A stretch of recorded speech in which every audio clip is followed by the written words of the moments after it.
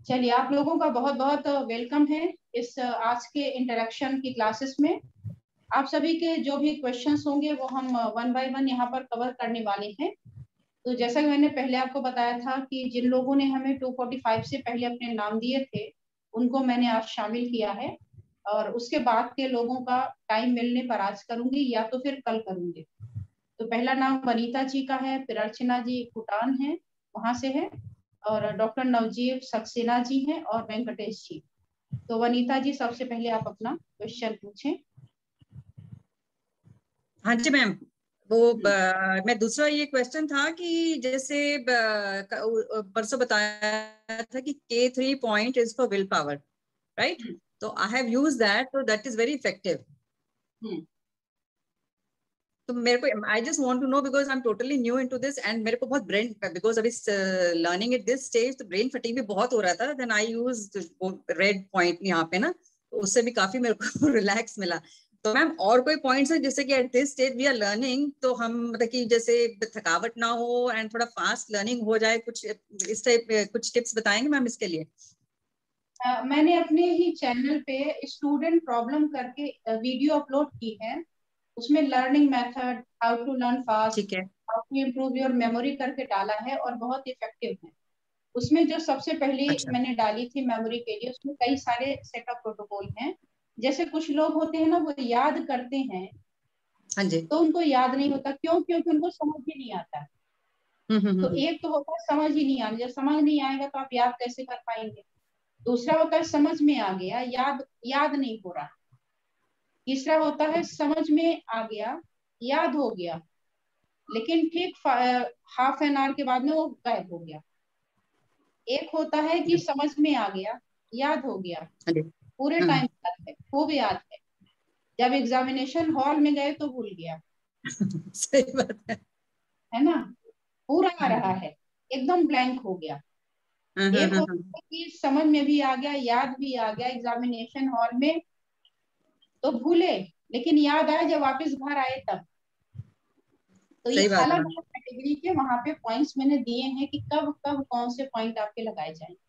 और ये point 70 students पे जो स्पेशल चाइल्ड होते हैं, मेंटली वीक होते हैं, हाँ जी, हाँ उनको जी। रिसर्च किया है पहले। तो 70 स्टूडेंट्स लिया जिसमें बच्चे मेंटली वीक थे जी। और हाई स्कूल में थे, 10th में। और वहां के प्रिंसिपल का ऐसा मानना था कि ये बच्चे कुछ कर नहीं सकते, इनको केवल हमने मैम इसलिए स्टक हो इसमें, गई, हाँ जी, हमने आवाज केवल स्टक हो गई। अपग्रेड कर दिया है ताकि हम्म। इन्हें कोई परेशानी ना हो, इनको इंफीरियोरिटी कॉम्प्लेक्स ना हो। बाकी हाई स्कूल में इनका कुछ नहीं हो सकता। ये सारे के सारे फेल होने हाँ जी, वाले हाँ हैं। जी। 2 साल पास हो जाएंगे तो हो जाएंगे, बड़ी मुश्किल से होंगे। और इनके पेरेंट्स को भी ये बात पता है, ये पास हो या फेल हो इट डजेंट हम्म। मैटर, ये बस पढ़ रहे हैं। तो उसके बाद ये पॉइंट कलर से दिया गया। 1 महीने के बाद में उनके एग्जाम्स थे, ओके। उन्होंने सारा एग्जाम दिया, और आप सुन के सरप्राइज होंगी कि वो बच्चे न केवल पास हुए बल्कि 96% तक मार्क्स लेके टॉप किया। उसमें से एक बच्चे ने, जिसको पास होने की ओह वाह। उम्मीद नहीं थी, उस बच्चे ने कॉलेज टॉप कर लिया। 96 पॉइंट समथिंग उसके परसेंटेज आए। केवल 3 स्टूडेंट्स थे जो फेल हुए थे, जो मतलब ओह बहुत ही ओके। वैसे थे। लेकिन 70 में अगर 3 स्टूडेंट केवल फेल हो रहे हैं तो ये कोई बड़ी वैसी बात नहीं, वो भी स्पेशल चाइल्ड के लिए। हाँ जी, हाँ जी, हाँ जी, हाँ जी। जितने भी पॉइंट आप चैनल पे मेरे देखते हैं, हम्म। वो कहीं से भी ऐसा नहीं होता कि बुक में कहीं भी पढ़ा होगा तो उठा के वहां पर डाल दिया। सर का कहना था आप जो भी पढ़ते हो, कोई चीज किसी को बताते हो तो पहले एक्सपेरिमेंट पूरा होना चाहिए। तो जी। एक्सपेरिमेंट होने के बाद, टेस्ट होने के बाद ही कोई चीज बाहर आती। बहुत सारे लोगों ने बोला अभी कोरोना के टाइम ब्लैक फंगस के पॉइंट बता दीजिए।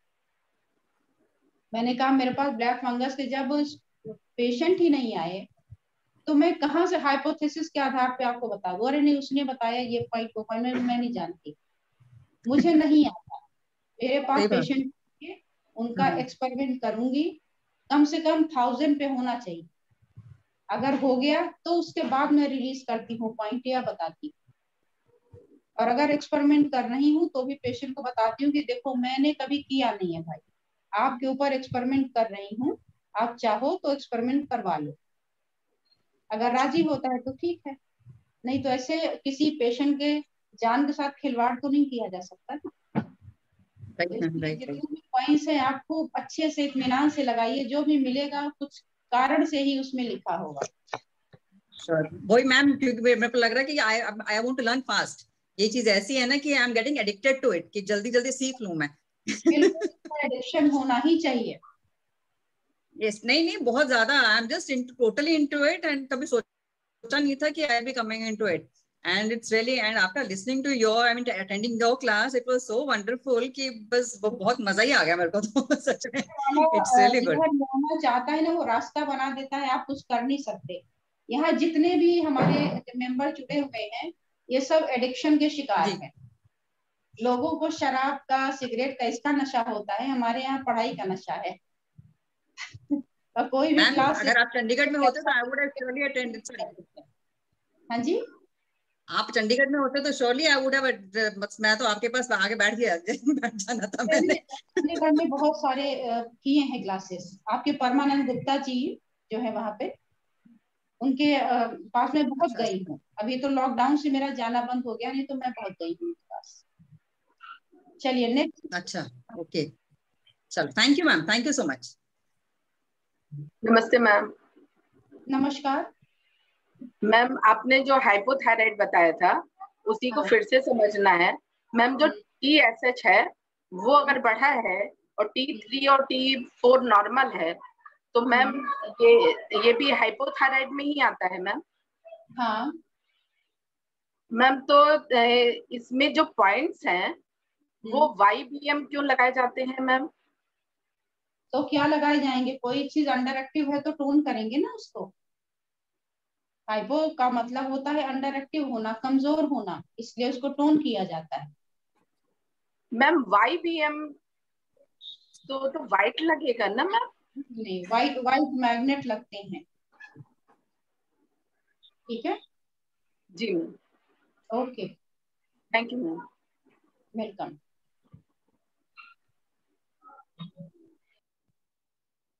नवजीव सक्सेना जी अगर आप हैं तो यहाँ अपने क्वेश्चन कर लें, नहीं तो हाँ वेंकटेश बोल हाँ, दीजिए। नमस्कार मैडम, मैं नवजीत सक्सेना बोल रहा हूँ।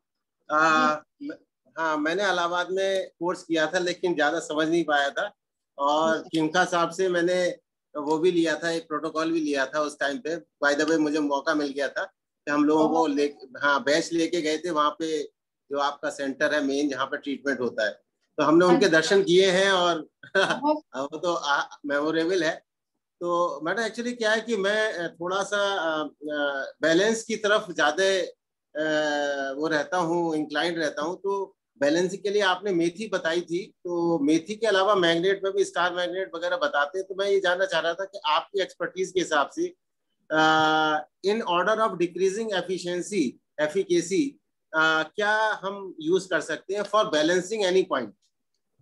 बैलेंसिंग के लिए आपको मेथी सबसे बेस्ट होती है। मैग्नेट कोई भी होगा तो उसमें दो ही पोल होते हैं, या तो नॉर्थ होता है या तो साउथ होता है, तीसरा कोई पोल होता नहीं।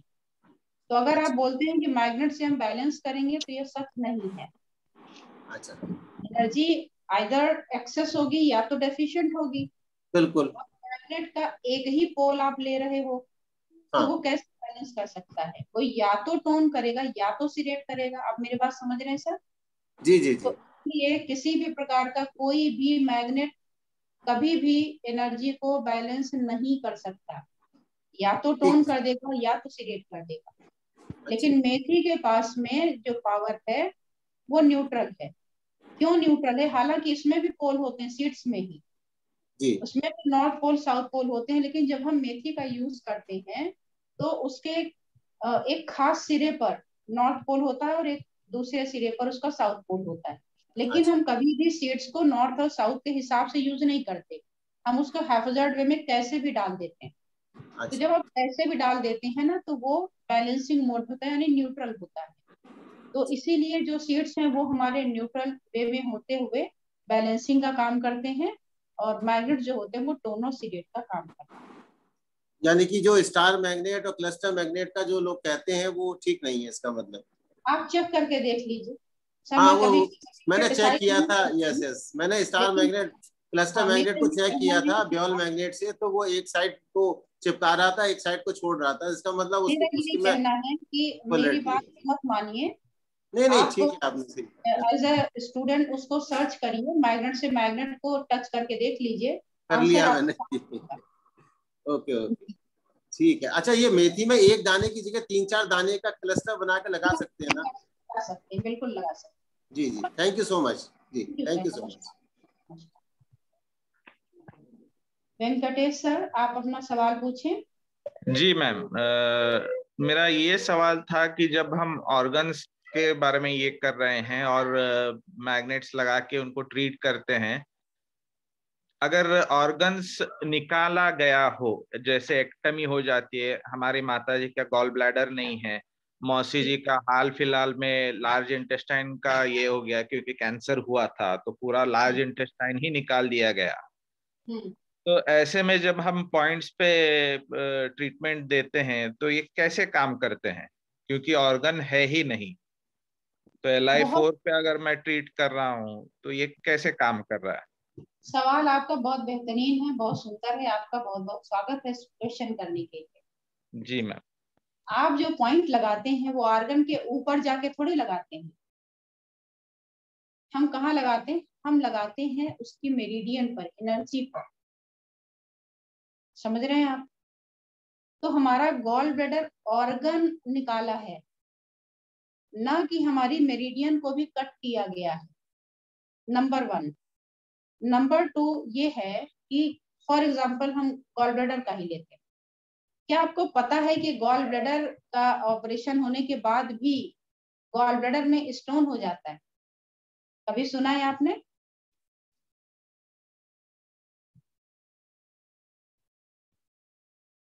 आपकी आवाज बंद हो गई, इसको ठीक करने। एनीबॉडी कि अल्ट्रासाउंड कराया हो और पता चला हो कि गॉल ब्लैडर में स्टोन है, और जबकि गॉल ब्लैडर आपका पहले ही निकाल दिया गया था स्टोन के चलते, और आपको बड़ा अजीब सा लगा होगा कि रिपोर्ट गलत है। जब गॉल ब्लैडर ही नहीं है तो स्टोन कहाँ से डेवलप हो गया? जी, ऐसा सुना है? नहीं मैम, ये तो पहली बार नहीं सुन रहा हूँ। सुना है? मैंने नहीं। देखा है, बहुत सारे पेशेंट में देखा है, वो कंप्लेन करते हुए आते हैं कि डॉक्टर बताओ कैसे हैं, मैडम गलत रिपोर्ट निकाल के दे दी, गॉल ब्लैडर है नहीं तो फिर स्टोन कहाँ से आ गया? तो हमारा जो शरीर है बहुत ही वंडरफुल है। आप जी ह्यूमन बॉडी को ऐसे नहीं बोलते कि सर्वश्रेष्ठ योनि है, उसमें वाकई बहुत ही मिराकुलस चीजें हैं। हर जी ऑर्गन अपने आप खुद से डेवलप कर जाता है, जी जी खुद को छोड़ करके। उसी जी में आपकी ये सारी चीजें हैं। जब हम गॉल ब्लैडर निकाल देते हैं तो उसके बाद एक रूडिमेंट्री फॉर्म, छोटा सा, वो जनरेट कर जाता है। पूरे साइज में नॉर्मल वापस नहीं आ जाता है, लेकिन जी। काम चला वो फिर से रीजनरेट कर जाता है। ओके। उसी से फिर स्टोन बनता है। जी जी तो अगर नहीं भी रीजनरेट कर रहा है, मान लीजिए अभी नया नया ताजा भी हुआ है, तो भी एनर्जी तो है ना। गॉल ब्लैडर की मेरिडियन तो है, मेरिडियन को तो कट करके वायर उसका निकाला नहीं है। जी तो अभी भी उसमें सारी एनर्जी फ्लो कर रही है, और आप पूरे पॉइंट बिल्कुल वैसे ही यूज कर सकते हैं जैसे ऑर्गन के इंटैक्ट होने पर करते थे। जी जी जी जी जी। मैम। जी, थैंक यू मैम। बात आपको पता चल गई ना? जी जी जी, थैंक्स। Thank you. अब जिन्होंने हैंड रेस किया है वो 1 बाय 1 अपना पूछ लें सवाल। लक्ष्मी। Good evening, हाँ, madam. Nice to see you again. And I am from Bangalore. Okay. से बोल रहा हूँ. हम्म। Madam, you were talking about in spleen imbalance of obesity. We were talking about it regarding the solid type, water type, or gas type. Medication वगैरह, if they get this problem, it will be what type actually? Due to medication, if they put on weight, it will be related to what, madam? It will be related to either water or gas. Most of the time gas. Okay. So because if you consume any medicine, it will causes gas. That's why I'm saying this. Okay. So, yeah. So they will have gastric problem and all frequently then? Yes, you will have to release first your gas from your body. Okay. It will reduce your obesity. Okay. Next, one more question, madam. In heart imbalance, you were talking about this troublesome elbow. They will have pain in elbow, or when you touch the part you have pain, or when they move the hand they have pain. How they will have pain? How we will detect it? I can't say. You may feel any type of problem in elbow. Okay, any type it will be. Yeah, any type of pain you may feel. Okay, madam. Thank you so much. Thank you so much. Namaskar. Now, Piyusha Shah ji. नमस्ते ma'am. Ma'am, आपने बताया था कि हमें सब 2-3 बीमारियां हों तो सबसे पहले रूट कॉज देखनी चाहिए. तो कभी कभी क्या होता है ना, किसी का हार्ट का ऑपरेशन होता है और जस्ट ऑपरेशन के बाद उन्हें डायबिटीज आ जाती है. तो जब हम इसका ट्रीटमेंट करेंगे डायबिटीज के लिए, तो हम किस मेरिडियन को सेलेक्ट करेंगे? क्योंकि ये तो या तो ड्यू टू मेडिसिन या वो ऑपरेशन के कारण आती है. तो हम कैसे ट्रीटमेंट करेंगे, कैसे देखेंगे मैम पॉइंट के लिए? पहले तो हमें ये देखना चाहिए कि हमारा जो डायबिटीज आया है वो ऑपरेशन के कितने दिनों के बाद आया है ना. कभी कभी एक्स्ट्रा ग्लूकोज की वजह से आ सकता है. क्या थेरेपी चली है, क्या मेडिसिन चली है, क्या बीमारी थी, उसमें भी ये हो सकता है. तो अगर हॉस्पिटल से डिस्चार्ज होने के कुछ दिनों के बाद आपका ब्लड शुगर बढ़ा होता है, तो इसमें डरने की कोई बात नहीं. एक बार 2 बार आप और चेक करा लें. फिर भी अगर ऐसा होता है तो आप देखें कहीं बॉडी में एंजाइटी या स्ट्रेस तो नहीं है. ओके. क्योंकि ये जो ग्लूकोज है इसको आप हाई बीपी समझ लीजिए. जैसे आपका ब्लड प्रेशर है.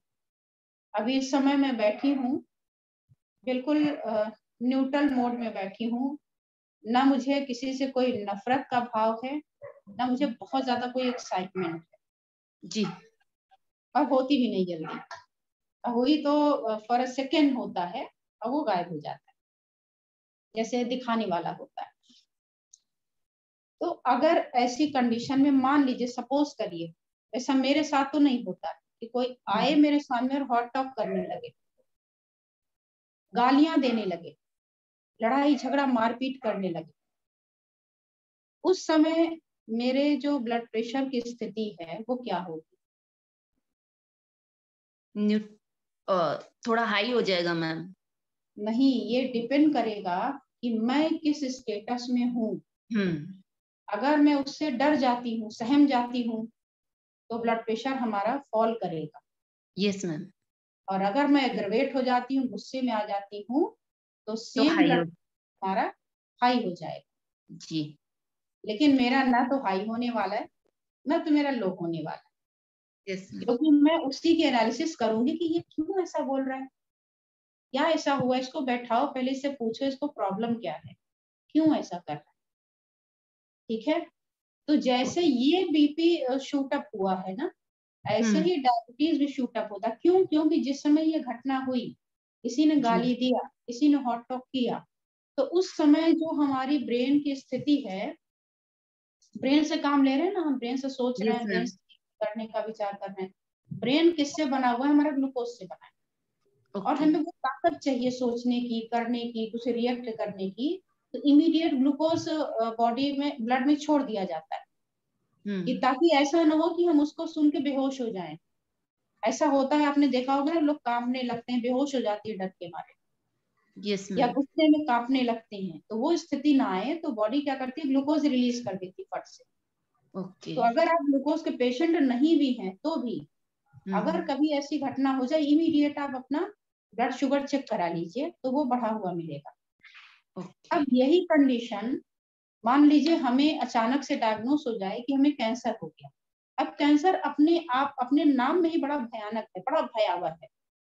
भले ही आप हमको कन्विंस करें कि अरे आजकल जमाना बदल गया, इसका ट्रीटमेंट होने लगा है, बहुत सारे लोग ठीक हो गए हैं, फिर भी मेरा मन एक मौत के का जो एक भय होता है उससे हमेशा पीड़ित होगा। हमारी भूख, प्यास, नींद सब खत्म हो जाएगी और हमें धीरे धीरे हमारे सेल्स और फास्ट डेवलप करने लग जाएंगे। सेम यही कंडीशन होती है जब हम बहुत ज्यादा एंजाइटी में होते हैं, बहुत ज्यादा स्ट्रेस में होते हैं। तो उस व्यक्ति को ब्लड शुगर यानी डायबिटीज बढ़ जाती। तो हमें देखना है कि रूट कॉज में क्या है, एक एक उसके कारणों पर विचार करना पड़ेगा। क्या हमारा डाइट का पैटर्न गलत है? मोस्ट ऑफ द टाइम तो यही होता है कि हमारा डाइट का पैटर्न गलत होता है। और उसके बाद जो सेकेंडरी आता है, टर्शियरी आता है, वो आता है आपका स्ट्रेस और एंजाइटी। अगर हम ऑफिस में हैं या घर परिवार में हैं, बहुत ज्यादा स्ट्रेस वाला माहौल है, तो इसमें डायबिटीज होती क्यों है? फिर सवाल ये है, स्ट्रेस तो ब्रेन में है, तो फिर हमारे पेंक्रियाज पे ही असर क्यों? तो उसका रीजन ये है कि जब आप स्ट्रेस में होते हैं तो ये सारे जो हार्मोन रिलीज हो रहे हैं वो तो यहाँ से हो रहे हैं, तो वहां पर इसके रिलीजिंग फैक्टर छुड़े ही नहीं गए, तो जो भी हमारे पेंक्रियाज से निकलने वाली चीज तो निकली ही नहीं, इंसुलिन। अब जब इंसुलिन निकलेगी ही नहीं और खाना आप खा रहे हैं, तनाव में है लेकिन खाना खा रहे हैं। अच्छा, जब आप तनाव में होते हो तो खाना खाते भी ज्यादा हो। विशेष रूप से अगर आप गौर करें तो मीठी चीज आप ज्यादा खाते हैं, क्योंकि इसको डिमांड हो रही है कि और हमें चाहिए, नहीं तो हम सरवाइव नहीं कर पाएंगे, तो आप उसको देने लगते हैं। तो ऐसी कंडीशन में ब्लड ग्लूकोज तो आप ज्यादा दे रहे हैं, लेकिन उसको बैलेंस करने वाला जो इंसुलिन है वो उसकी तुलना में कमजोर हो गया। तो कमजोर होने की वजह से ये घटना जब सालों साल चलती है तो फिर वो परमानेंटली हमें ब्लड शुगर की प्रॉब्लम हो जाती है। तो आपको फाइंड आउट हर हालत में रूट कॉज ही करना है कि कारण क्या है, क्या हमारा डाइट वाला पैटर्न गड़बड़ है या हमारा कुछ और गड़बड़ है। ठीक है, okay, thank you so much ma'am. Welcome जी। बिंदु भास्कर जी,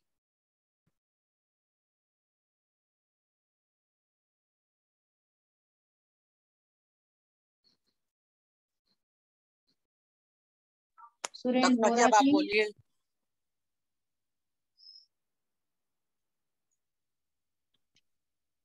hello, good evening ma'am.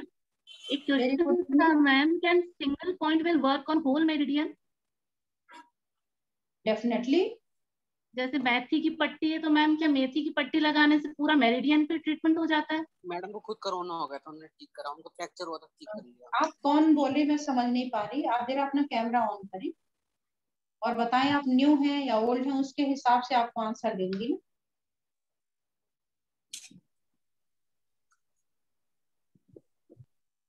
Ma'am Daksha. Daksha जी, ओके, बताएं। मैम कैन सिंगल पॉइंट पट्टी से है? तो पहली बात तो ये है कि आई नेवर रेकमेंड एनी मेथी पट्टी। मुझे पट्टी वट्टी समझ में नहीं आता। जो करना है आप डायरेक्ट काम करो, ठीक है। पूरा रैप करने से क्या होगा? रैप करने से इतना ही होता है कि अगर आप करेस्पॉन्डेंस को कुछ बांध रहे हैं तो केवल उतना काम हो जाएगा। स्पेसिफिक के लिए आपको स्पेसिफिक चाहिए, ऐसा नहीं कि पेंक्रियाज पे आपने मेथी लगा दी, गॉल ब्लैडर पे लगा दी, यहाँ लगा दी, वहां लगा दी। वो कोई मतलब राइट वे नहीं है। लगाते हैं लोग, लेकिन मुझे ऐसा लगता है कि वो राइट वे नहीं है। आपको प्रॉपर ट्रीटमेंट करना है अगर, तो आपको प्योर मैग्नेट या उसकी जगह पे मेथी भी की जा सकती है। उसका कॉन्सेप्ट मुझे कभी समझ में आया नहीं, सच बात ये है। वो ऐसा बनाते हैं घर वाला। और ये ठीक है। एक क्वेश्चन और था मैम। एक मैम आपने बताया था कि vitamin B12 deficiency is due to large intestine और loss of appetite is due to small intestine. But ma'am मैंने देखा है कि किसी को लॉस ऑफ एपेटाइट होती है तो उनका विटामिन B12 भी डेफिशिएंट होता है। बिल्कुल। तो मैम उस टाइम में हम ट्रीटमेंट लार्ज इंटेस्टाइन और स्मॉल इंटेस्टाइन दोनों पे देना होगा? अगर लार्ज इंटेस्टाइन और स्मॉल इंटेस्टाइन दोनों को एक साथ कवर करना हो तो आप स्प्लीन को ले लीजिए। Okay ma'am. स्प्लीन जो है लार्ज इंटेस्टाइन और इसको दोनों को करती है। वैसे अगर इन जनरल ट्रीट करना चाहें तो आपको करना चाहिए लार्ज इंटेस्टाइन का, क्योंकि लार्ज इंटेस्टाइन ही हमारा विटामिन B12 को सिंथेसाइज करता है। तो जो सिंथेसाइजर है उसी की कमी हो गई ना, इस वजह से काम नहीं हो रहा है। तो आपको आप अपना फोकस पहले लार्ज इंटेस्टाइन पर करना चाहिए। अब स्प्लीन पे मैंने क्यों कहा, उसका कारण ये है कि लार्ज इंटेस्टाइन तो सेकेंडरी है, ये तो यंग ऑर्गन है, टेम्परेरी ऑर्गन है, ये काम करेगा ही तभी जब इस मिलेगा। आप यहाँ पर क्यों ज्वाइन कर रहे हैं, क्योंकि आपको कुछ मिलने वाला था, इसलिए आपने 5:30 जो आपको टाइम अलॉट किया गया उसमें आप जुड़ गए। अगर आपको न मिलता तो आप क्यों जुड़ते? तो इसमें मेन कौन हुआ? मैं हो गई, क्योंकि मैं दूंगी इसलिए आप जुड़ गए। तो जो लार्ज इंटेस्टाइन है सिंथेसाइजर तो है, लेकिन मटेरियल तो चाहिए उसको। तो मटेरियल कौन प्रोवाइड कराता है? मटेरियल प्रोवाइड कराता है स्प्लीन। क्यों? क्योंकि डाइट वहीं से आनी है। अगर डाइट प्रॉपर नहीं है, आपको भूख नहीं लगती है, प्रॉपर वहां तक पहुंच नहीं रहा है टाइम पे, तो कहाँ सिंथेसाइज करेगा? तो इसलिए मैंने स्प्लीन बताया। ओके, ठीक है, समझ आ रहे हैं? Okay, yes ma'am. और मैम एक क्वेश्चन और था कि जो आपने बताया था swelling of hands due to heart imbalance. ठीक है, तो मैम हार्ट इम्बैलेंस, हेलो जी आगे पूरा ये आधा सेंटेंस खत्म करेंगे तो मुझे क्या समझ आएगा? मैम एक हार्ट इम्बैलेंस की वजह से स्वेलिंग ऑफ हैंड्स बताया था आपने, एक सिम्टम था swelling of hands due to heart imbalance. बिल्कुल। तो मैम उसमें हार्ट की जो एनर्जी है वो हाई है या डेफिशिएंट है उस कंडीशन में? डेफिशिएंट है। हाई होती है तब तो खींच ले जाता ना आपका ब्लड, और सारी चीजें नहीं खींच पा रहे, इसलिए थोड़ा सा भी सर्कुलेशन किया आपने, चले आप वॉक किया, ब्लड सर्कुलेशन थोड़ा फास्ट हुआ, तो जैसे फास्ट होता है आपके उंगलियां और ये सब पंजे बिल्कुल सूज जाते हैं। Yes ma'am. और अगर आपका वॉकिंग से कोई रिलेशन नहीं है तो फिर आपको बाकी ऑर्गन टेस्ट करना चाहिए कि हो सकता है ये आपके गैस वगैरह की वजह से फूल गया हो सकता है आपके किडनी वगैरह की प्रॉब्लम है उसकी वजह से ये स्वेलिंग की प्रॉब्लम आ रही है। तो आपको कंडीशन देखना होगा, सिम्टम देखना होगा, और सिम्टम के आधार पर ही इसको डिसाइड किया जाता है। ठीक है, जैसे मैम अगर वॉकिंग से स्वेलिंग आ रही है तो मतलब हार्ट में इम्बैलेंस है? बिल्कुल है। और उस टाइम हार्ट की एनर्जी मैम लो है या हाई? हाई होता तो समस्या कहाँ आती? लो हो गया ना, नहीं काम कर पा रहे प्रॉपर। अच्छा, प्रॉपर एनर्जी नहीं आ रहा। ओके हाँ मैम, जी, thank you ma'am. Welcome. Thank you ma'am. Welcome.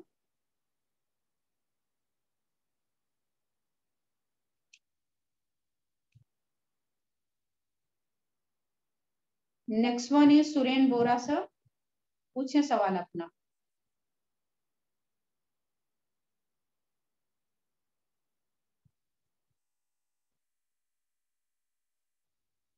Suren ji अपना अनम्यूट कर।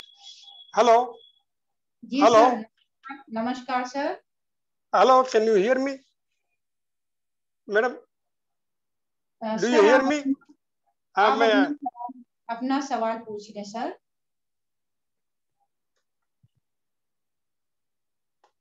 हाँ मैडम, थैंक यू, आपका लेक्चर बहुत अच्छा है, सुनने को बहुत अच्छा लगता है, कंसेप्ट क्लियर हो रहा है। मेरा एक सवाल ये था कि कुछ एलोपैथिक मेडिसिन जो ऐसी है कि एक दफे स्टार्ट की तो बंद नहीं हो सकती है, इट इज बिलो दैट, जैसे कि एस्प्रिन है, तो is it true?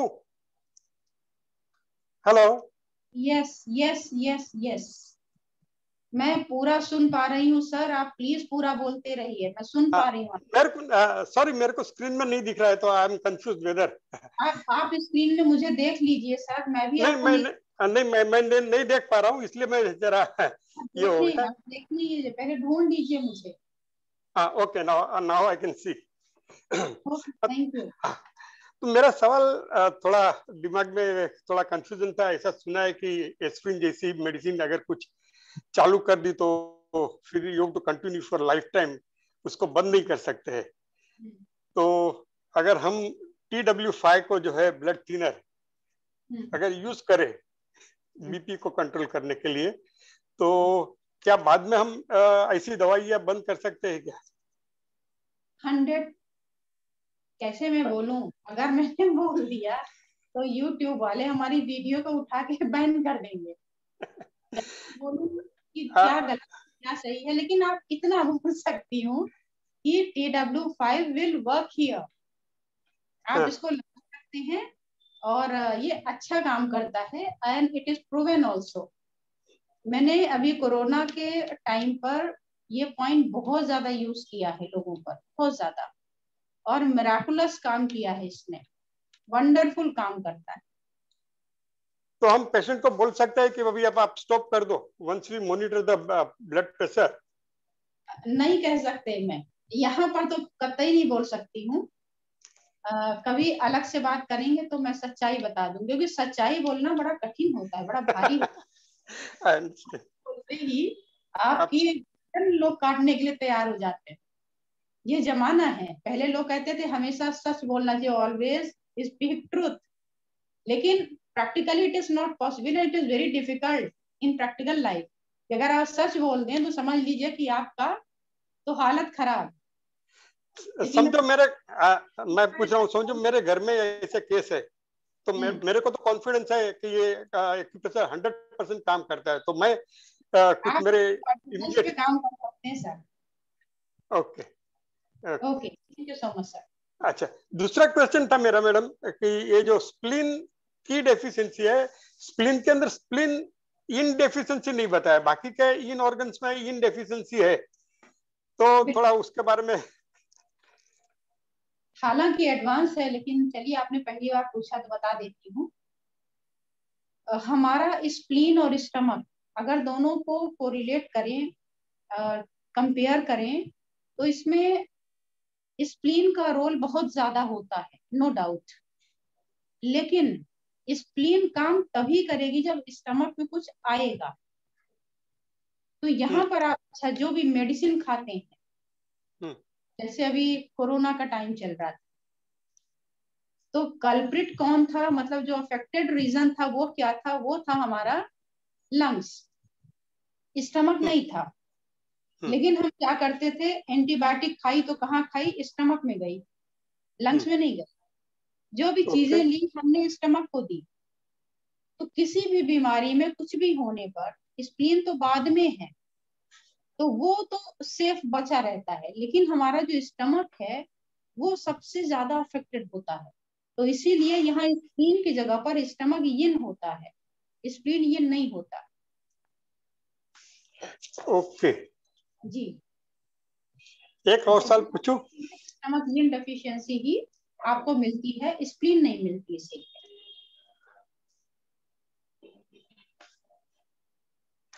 Okay, thank you. Okay, welcome sir, नमस्कार। नेक्स्ट अनुपम जी, सवाल पूछ लिया आप अपना। नमस्ते मैम। हाँ जी, नमस्कार मैम।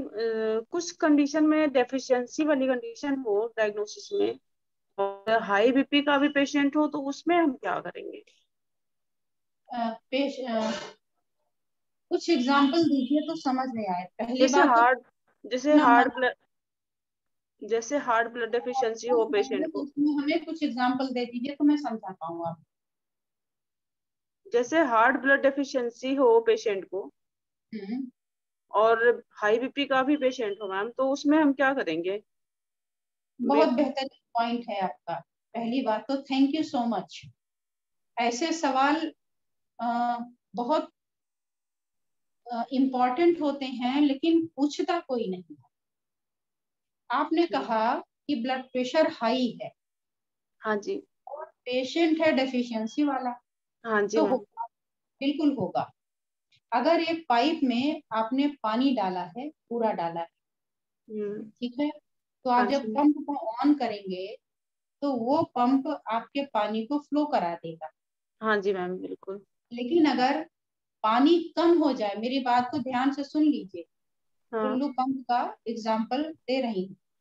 कि अगर सपोज करिए कि पानी आते आते बंद हो गया, पानी यानी पानी की जो सप्लाई पाइप में आती है, जिसको हम पंप ऑन करके आगे सर्कुलेट करते थे, पानी अचानक से नल आना बंद हो गया।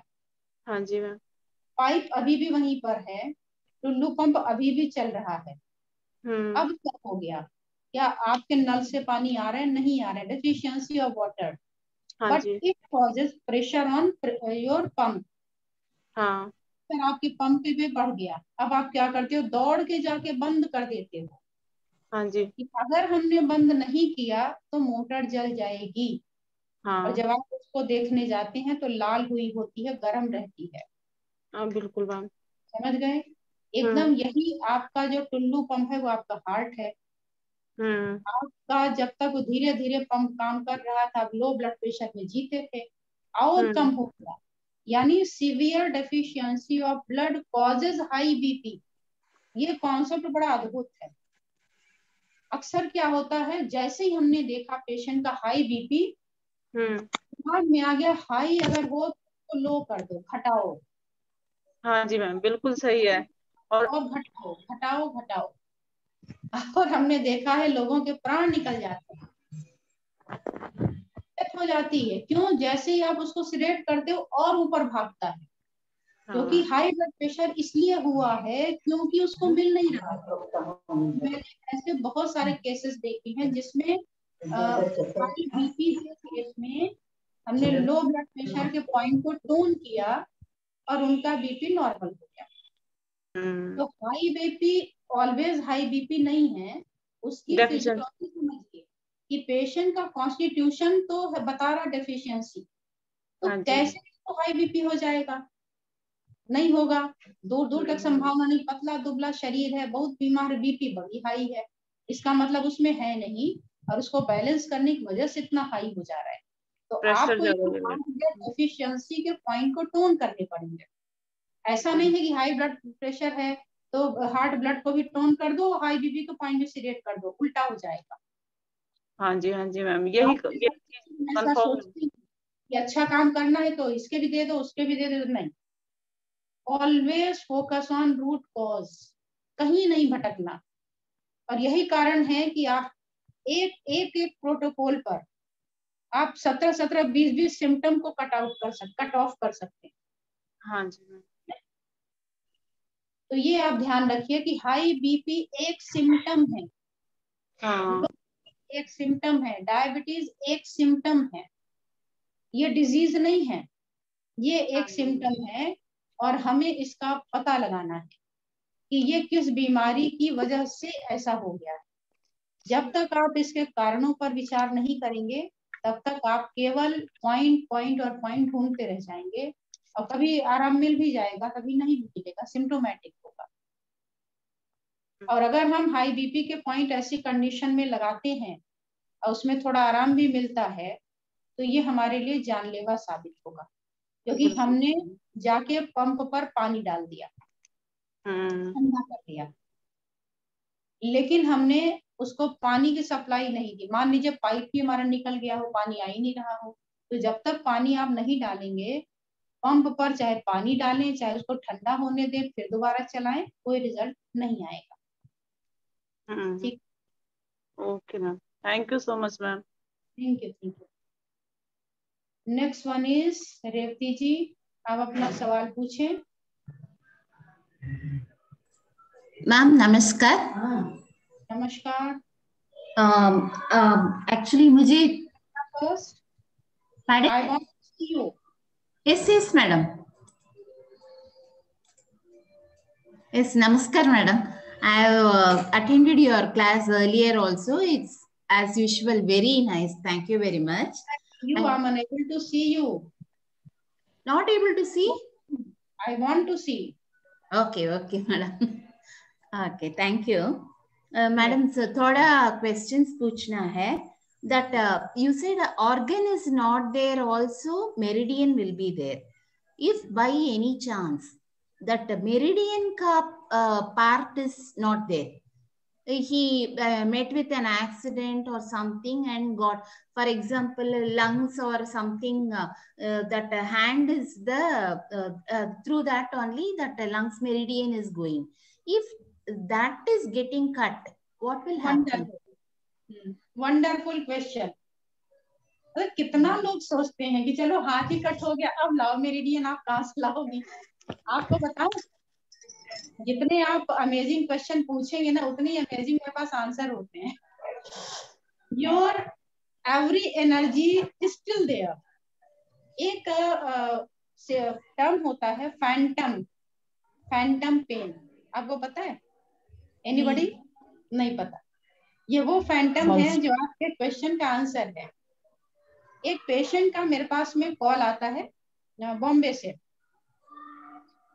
कि मैडम हमें एक प्रॉब्लम है हमारे हस्बैंड को, कि हमारे हस्बैंड के पैर में बिलो नी कुछ ब्लड क्लॉट आ गया था, तो उसको कट करना पड़ा।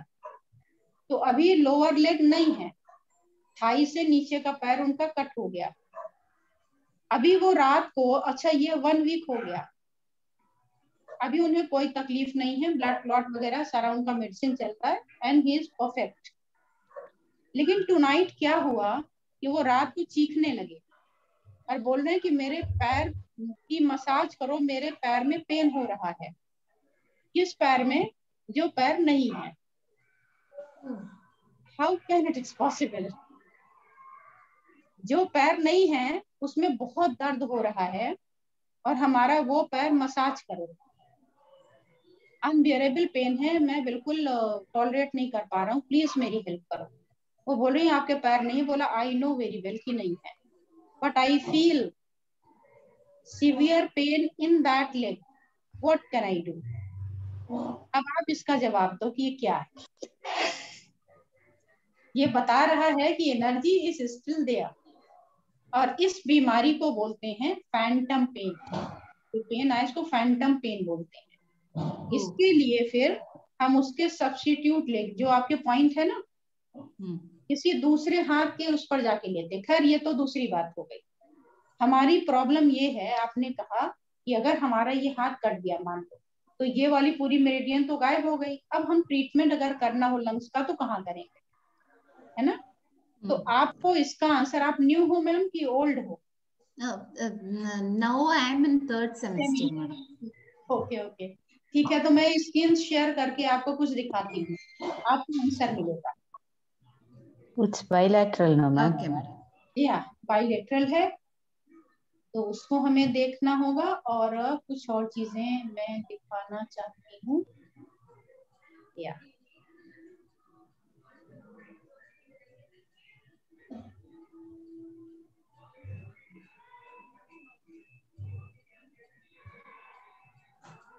ये पिक्चर आप देख पा रही हैं? Yes madam. तो ये जो आपकी इंडेक्स फिंगर है, ये आपका कौन सा हैंड दिख रहा है? ये राइट है। हाँ।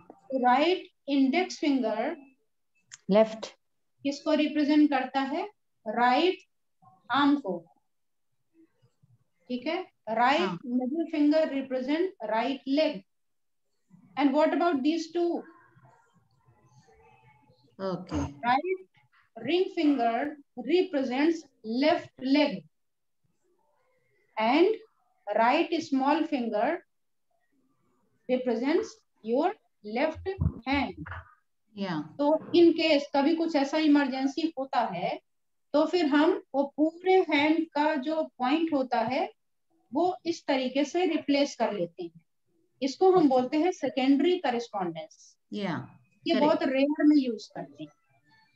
जैसा कि आपने बताया ना कि मान लो हैंड ही नहीं है तो हम क्या करेंगे, तो उस कंडीशन में हम एक ही किसी भी हाथ में ये कर सकते हैं। अब अगर आप कहेंगे कि दोनों ही हाथ नहीं है, क्या करना, ये सवाल आएगा, बहुतों क्या आया होगा। तो जो प्रोटोकॉल है वो आपके पैरों पे भी लगता है। सेम मेरिडियन हमारे पैरों में भी होती है, लेकिन मैंने पैरों का आपको इसलिए नहीं पढ़ाया कि पैरों में लगाना थोड़ा प्रैक्टिकल मुश्किल होता है, क्योंकि स्लीपर वगैरह से या शूज से वो उतना कंफर्टेबल फील नहीं करते तो निकल जाता है। इसीलिए मुझे लगा पहले हैंड की प्रैक्टिस करनी चाहिए। तो आप अगर दोनों हैंड नहीं तो दोनों पैर में कर सकते हैं। आपके दोनों पैर भी नहीं है तो कहाँ पे करें, तो आपके ईयर में होता है। अब ऐसा तो नहीं कि आपकी ये भी चली गई तो अब कहाँ लगाए पॉइंट, तो आपको पॉइंट काम भी नहीं करेगा, है ना। तो आपके पास बहुत सारे ऑप्शंस हैं, ठीक है। Okay, madam. One more question, madam, please. Now high BP and blood deficiency. High BP ko sometimes we may have to tone also, you said. Yeah. But how we can recognize whether we have to take the tests and all and then see whether there is blockage? Huh? How to do? You have to see the symptom and disease first, na. कि why it is, भाई किससे extra बहुत ज्यादा वो हो रहा है। First you will have to focus about your symptom and disease, no. Suppose your cholesterol level is high in your blood, suppose your blood sugar is high, suppose any lipid profile is disturbed. So what happened then? It will thicken your blood, ठीक कर देगा ना। अब आपने एक pipeline में suppose करिए कि you fill some thick liquid in pipe and in another pipe you have to just fill up water only. तो अब आप दोनों में फर्क देखिए, दोनों में अंतर देखिए। जिसमें आपने वाटर डाला है पाइप में वो कैसा फ्लो करेगा, फ्री फ्लो करेगा, और जिसमें आपने थिक हनी डाल दिया, पाइप में हनी डाल दिया या तो कोई भी शुगर सिरप डाल दिया तो वो थिक हो गया है, अभी उसको मूव करने में डिफिकल्टी आएगी। तो हनी पाइप वाला जो मटेरियल है वो थिक है, डेंस है, तो वो मुश्किल करेगा।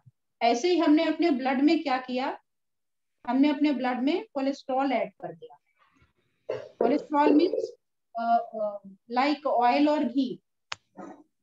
Sometimes we add in blood sugar, diabetes, हमने उसमें थोड़ी शुगर ऐड कर दी, हमने थोड़ी उसमें सॉल्ट ऐड कर दी। सॉल्ट क्या काम करता है, अब देखो जब आपको लूज मोशन हो रहे होते हैं तो हम कहते हैं ORS का घोल पी लीजिए। You have to drink ORS घोल, ORS liquid if you are feeling any difficulty which is related to loose motion. Why? और कितना उसमें intake होता है, 1 pinch, not 1 spoon, 1 pinch। वो 1 pinch आपका सॉल्ट आपका वाटर मॉलिक्यूल को जा करके बाइंड कर देता है और आपका मोशन इमीडिएट कंट्रोल हो जाता है, यही होता है ना। तो शुगर और ये सॉल्ट ये हमारे वाटर मॉलिक्यूल्स को पकड़ लेते हैं, और ये जो आपका कोलेस्ट्रॉल है ये उसको, उसकी डेंसिटी को, ब्लड की डेंसिटी, विस्कोसिटी को बढ़ा देता है, यानी उसकी थिकनेस को बढ़ा देता है। अब जब ठीक हो गया तो कैसे मूव करे, नहीं चल पा रहा है तो प्रेशर लगाना पड़ता है। It is actual high blood pressure. अब हाई ब्लड प्रेशर है तो आप हाई ब्लड प्रेशर का पॉइंट मत लगाओ। आप सोच रहे हैं कि सारा मैं उल्टा क्यों बोलती हूँ, मैं ऐसी ही हूँ, मैं उल्टा ही काम करती हूँ। आपको उसमें से ना सॉल्ट निकालना है। Means if you want to treat high blood pressure, first you have to remove extra salt from your diet, extra sugar, extra oily things from your diet, then focus to disease. और most of the time तो आपको इसी से निकल जाएगा। अभी हम उसको क्या करते हैं, मतलब प्रेशर से वो ऊपर जा रहा है और हम उसको जबरदस्ती पकड़ के नीचे लेके आ रहे हैं। वाइन सिगरेट किया तो क्या किया आपने, यही किया ना कि प्रेशर को जबरदस्ती नीचे रिलीज कर रहे हैं। क्यों नहीं होगा, वो कहीं और पे जाकर के आपको प्रॉब्लम क्रिएट करेगा। ओके तो हमें कोलेस्ट्रॉल अगर बढ़ा हुआ है, कोलेस्ट्रॉल के साथ में हाई बीपी है, तो first you have to select specific point for cholesterol instead of high BP. And if you are sugar patient, along with high BP. अच्छा, जिसको शुगर होगी ना बाद में हाई बीपी हो जाता है। आपने देखा होगा हाई बीपी और शुगर दोनों की दवा एक साथ चलती है। क्यों चलती है, ये रीजन है। तो अगर आप शुगर के पेशेंट हो और आपकी बीपी हाई है तो आपको शुगर के पॉइंट पर फोकस करना है, बीपी में फोकस नहीं करना है। अपने आप आपका बीपी का पॉइंट नीचे आ जाता है। हमारे जो ट्रीटमेंट में हमारे टीम बैठती है वो ऑलवेज वरी दिखाती है अपनी कि आप ये कैसे उल्टा पुल्टा ट्रीटमेंट देते हो।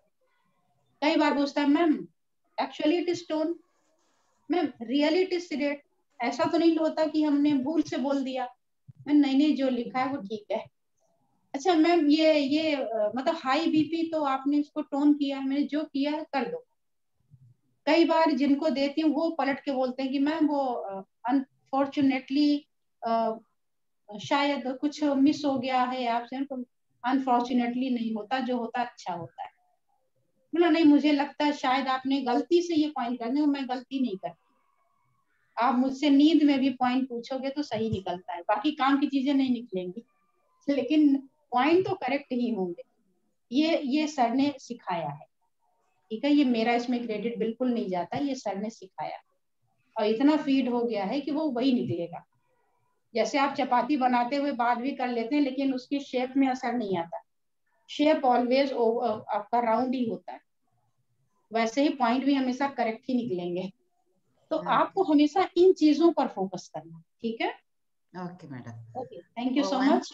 One more small thing for blood thinners, TW5 को टोन करना या सेडेट करना? टोन करना। Tone, okay, thank you so much madam, thank you so much. Now last but not least, Bindu Bhaskara ji. Thank you ma'am. Thank you ma'am. Welcome. Ma'am ये सवाल कल का query session में आपने डिस्कस किया था, फ्लैट फुट के बारे में। You said that it is not hereditary. No. And I want to just share what I have experienced with my children. Ma'am, we haven't worn chappals like in the house. We have never worn. Only when we go out of the house, chappal पहनते हैं। छोटे बच्चे से भी मेरे I have 2 children, 1 son and 1 daughter. Both of them, they used to wear only when we go out. मेरा flat foot है, मैं चप्पल के बिना भी भागती थी, घर से बाहर जाती थी, सब भी करती थी, फिर भी मेरा फ्लैट फुट है एंड मेरा बच्चे दोनों को भी फ्लैट फुट है। So what is the reason? You said it is not hereditary. देखिए इस पे बड़ी लंबी टॉक मैं कर सकती हूँ। सेम ये चीजें आपके डायबिटीज के साथ में भी है। लेकिन प्लेटफॉर्म ऐसा है ना कि यहाँ मैं बोल नहीं सकती। प्रॉब्लम मेरी ये हो जाती है कहीं कहीं, वो वीडियोस को डिलीट मार देंगे। प्रॉब्लम होती है। तो उसमें क्या रीजन क्या है कि आपने कहा हेरिडिटरी। पहली बात तो मैं हेरिडिटरी, मैंने भी जेनेटिक इंजीनियरिंग पढ़ी है, लेकिन जब पढ़ी थी तो केवल एग्जाम में पास होने के लिए पढ़ी थी। मुझे नहीं पता था ये क्या है, मैं पढ़ ली, लेकिन बाद में बिलीव कभी नहीं हुआ कि ऐसे नहीं हो सकता। अब जैसे आपने कहा फ्लैट फुट, तो अगर आपका बॉडी वेट ज्यादा है या अगर आप बहुत वीक चाइल्ड रहे हैं, आपका मसल टोन लूज है, तो आपका सबसे ज्यादा जो वेट है ना वो आपके पैरों पे आता है। अब इन केस मान लीजिए या आपकी फैमिली में कोई भी किसी के भी हुआ, तो वहां से आपके पास कैसे आया, वो क्या रीजन है वो मैं बताती हूँ। कि आपके बच्चों में आ गया। क्यों बच्चों में आ गया? क्योंकि आपका था जैसे हमारा फेस, हमारी हेयर्स वो बच्चों में ट्रांसफर हो जाते हैं, ऐसे ही बॉडी का पूरा constitution as it is transfer हो जाता है। तो कभी किसी ने कोई मिस्टेक कर दी तो बाई चांस वो वैसा ही कॉन्स्टिट्यूशन बना रहा, डोमिनेट कर दिया। दो हमारे सिम्टम कैरेक्टरिस्टिक्स होते हैं, एक होता है डोमिनेटिंग और एक दूसरा रेसेसिव होता है।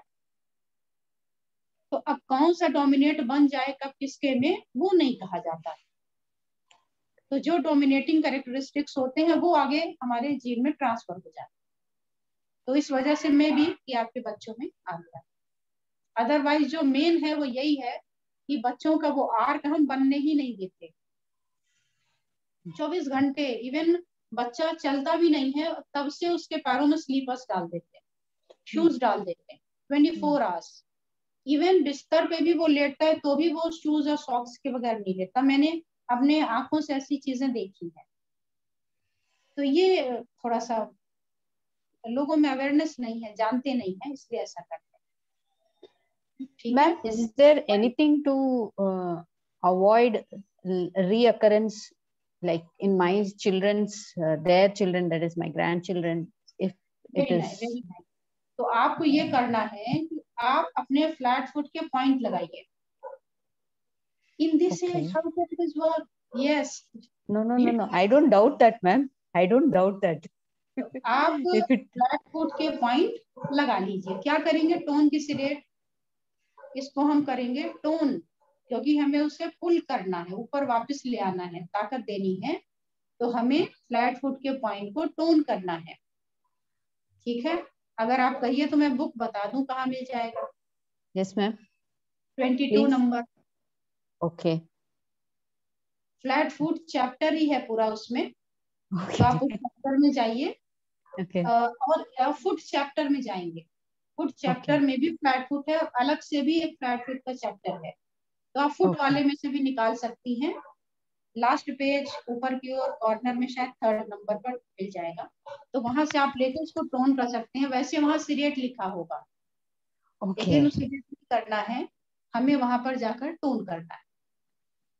ठीक है, चलिए अपना टाइम ओवर हो रहा है। आज इसको फिनिश करती हूँ, फिर मिलूंगी। बहुत बहुत थैंक यू और नमस्कार।